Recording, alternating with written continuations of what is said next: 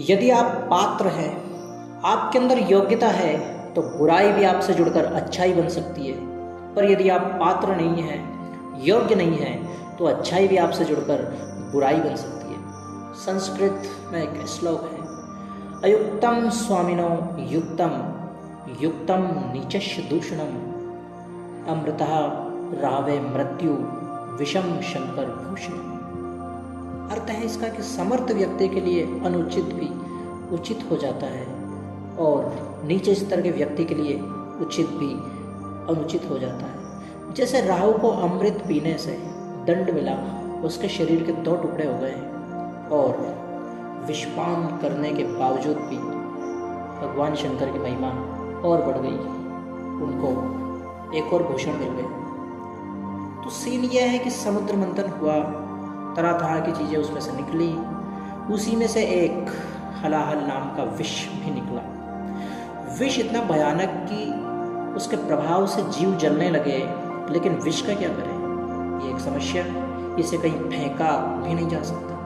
सभी देवताओं ने मिलकर विचार बनाया कि महादेव को समस्या बताई जाए, हो सकता है उनके पास इसका कुछ समाधान हो। तो चले गए, बात हुई, महादेव ने कहा ठीक है, संसार की सुरक्षा का प्रश्न है, it's a question of the security of the world and it's my duty to protect the world. I will do my duty, I will drink the poison to save the world. देवता खुश, समस्या का समाधान हो गया।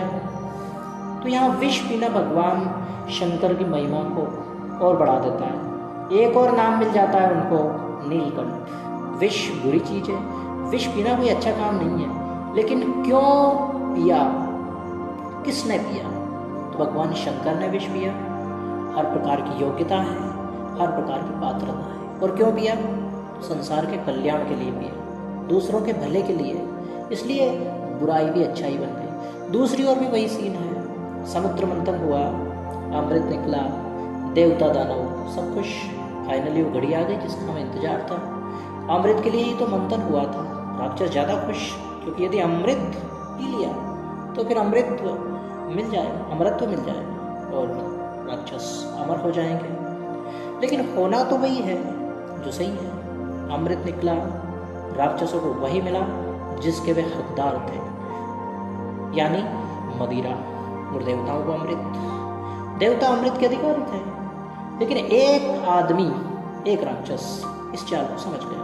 उसको लगा कि अपने साथ धोखा हुआ है, हमें ये लोग शराब पिला रहे हैं और देवताओं को अमृत। उसने सोचा है कि सबसे कहेंगे तो हंगामा हो जाएगा, बात बिगड़ जाएगी, इसलिए अपना मामला सेट कर लेते हैं, किसी को बिना बताए अपना काम निकाल लेते हैं। उसने एक तरफ जाकर देवताओं वाला गेटअप किया, यानी देवता का रूप बना लिया और देवताओं की पंक्ति में जाकर के बैठ गया। जैसे ही अमृत मिला, तुरंत एकदम फुर्ती के साथ पी गए।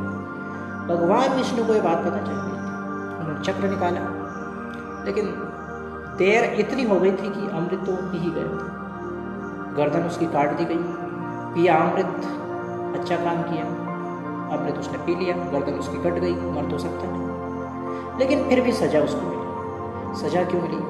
कि पात्रता नहीं है, योग्यता नहीं है, जो काम किया उसके पीछे उद्देश्य सही नहीं। अमृत पीना कोई गलत काम उसने नहीं किया था, लेकिन वो राक्षस था, और राक्षसों का उद्देश्य था अमृत पिएंगे, अमृत पीकर अमर हो जाएंगे और अमर होकर के स्वर्ग पर अधिकार कर लेंगे और अपने हिसाब से स्वर्ग का सिंहासन अपने अधीन करके अपने हिसाब से शासन चलाएंगे और कुछ भी करेंगे। फिर तो अमृत पीने के पीछे जो उद्देश्य है वो यहाँ पे देखा जाए, उनके पीछे जो उद्देश्य है वो गलत है।